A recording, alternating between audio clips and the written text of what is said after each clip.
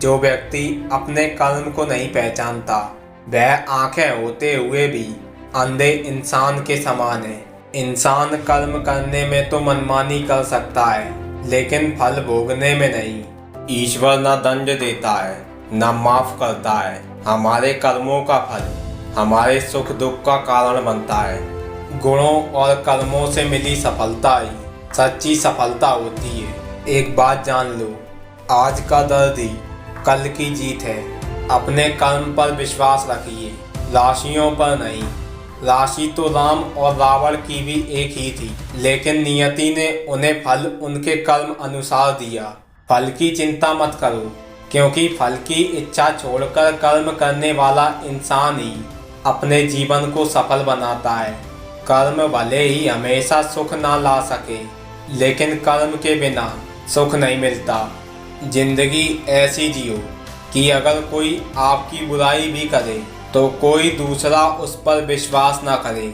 जब आप व्यस्त होते हैं तो सब आसान होता है, लेकिन आलसी होने पर कुछ भी आसान नहीं होता।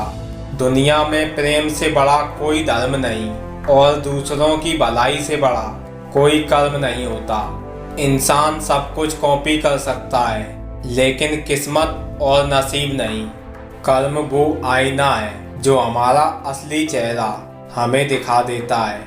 किसी ने क्या खूब कहा है, किस्मत भी उन्हीं का साथ देती है जिनके कर्म मजबूत होते हैं। जो आसानी से मिल जाता है वो हमेशा तक नहीं रहता, जो हमेशा तक रहता है वो आसानी से नहीं मिलता।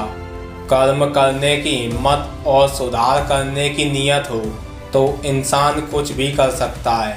हर छोटा बदलाव बड़ी कामयाबी का हिस्सा होता है। जीवन में मुश्किल आए तो याद रखना कि मुश्किलें उन्हीं के जीवन में आती हैं जिनमें उनका सामना करने की ताकत होती है।